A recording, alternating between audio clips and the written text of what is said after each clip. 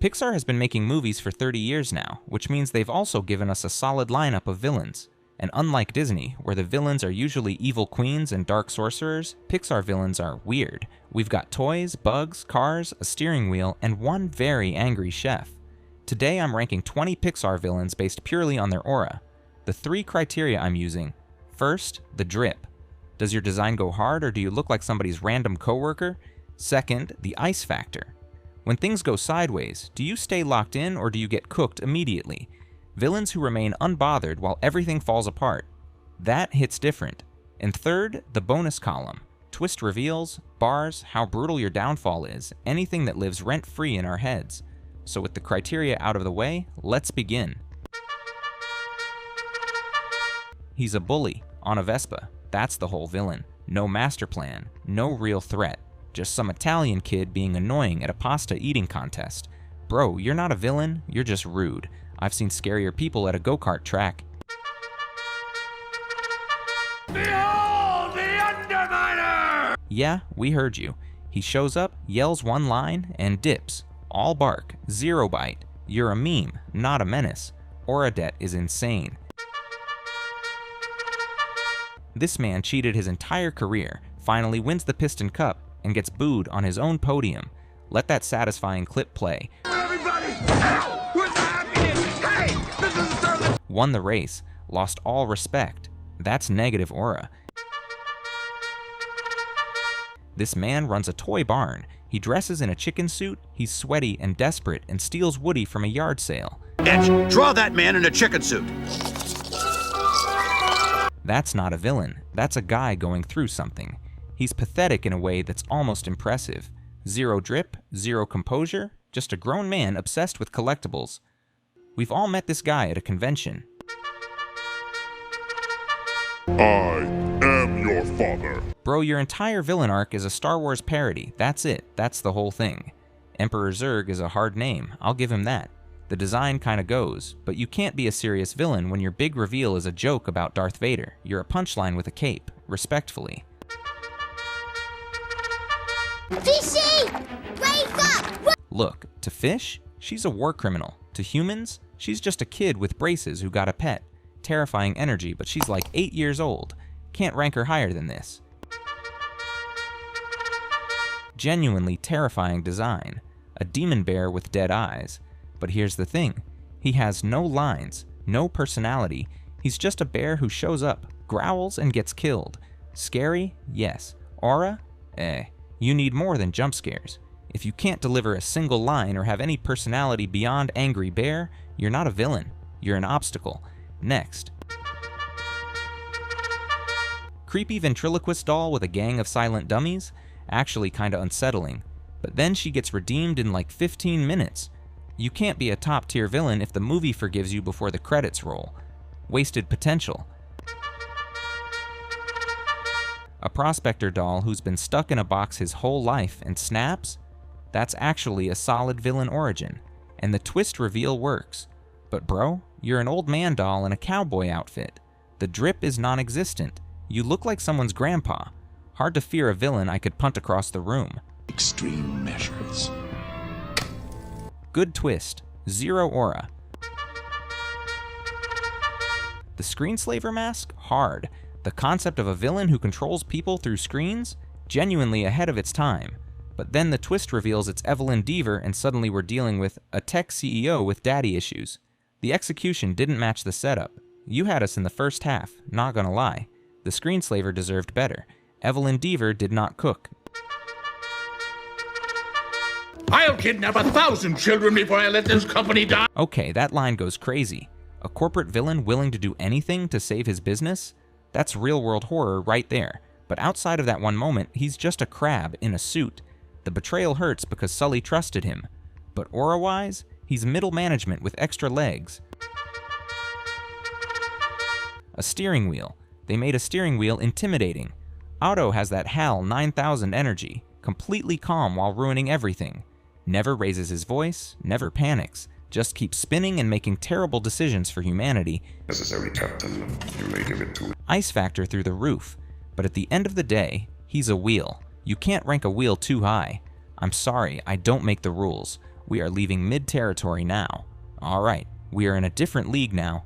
These villains showed up and actually delivered. Real presence, real threat. Let's get into it.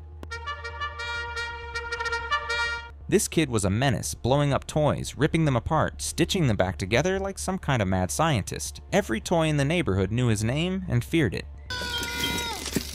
The thing is, he's 11 years old, and he didn't know the toys were alive. So is he really evil, or is he just a weird kid who needed therapy? Either way, the moment when the toys reveal themselves to him, we toys can see everything. iconic. Traumatized a child on screen. Sid earns his spot here, but he's capped because he's literally a child.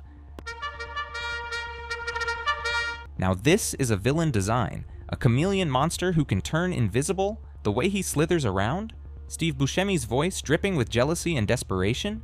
Randall had that sneaky, backstabbing coworker energy turned up to 100. He wanted to be the best so bad he was willing to kidnap children for it.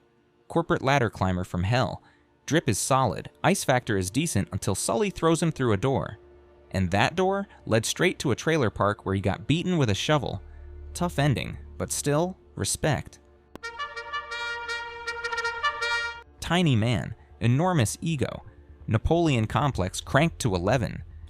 Queenie? This man ran his kitchen like a dictator and lost his entire mind when a random kid started cooking better than him. The paranoia, the rage, the way he literally chases a rat through Paris on a scooter. Unhinged behavior. But he commits so hard you have to respect it. Your childhood hero turned into your nightmare. This man was Carl's idol, an explorer, an adventurer, and then you meet him and he's been killing people for decades over a bird. A surveyor making a map? The way that scene shifts from wholesome to terrifying, masterful. He's old, obsessed, and completely lost his mind in isolation. That's real villain material. Points deducted because he gets taken out by some balloons. But still, respect.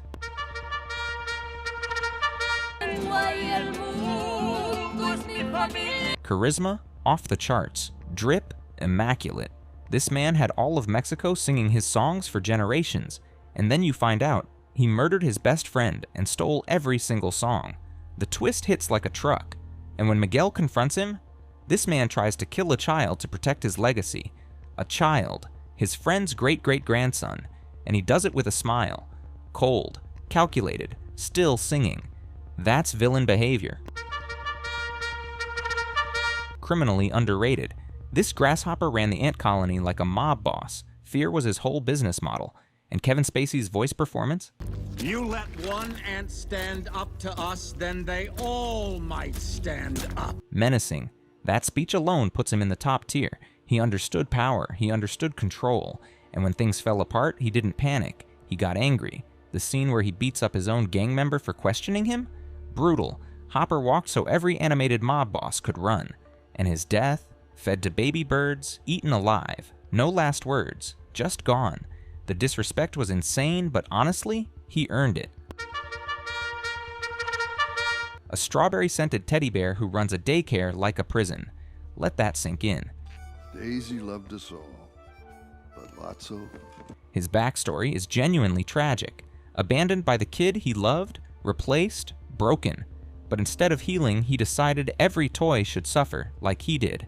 That's not a villain. That's a dictator. And the incinerator scene, when Woody saves him and he still betrays them? Where's your kid now, Sheriff?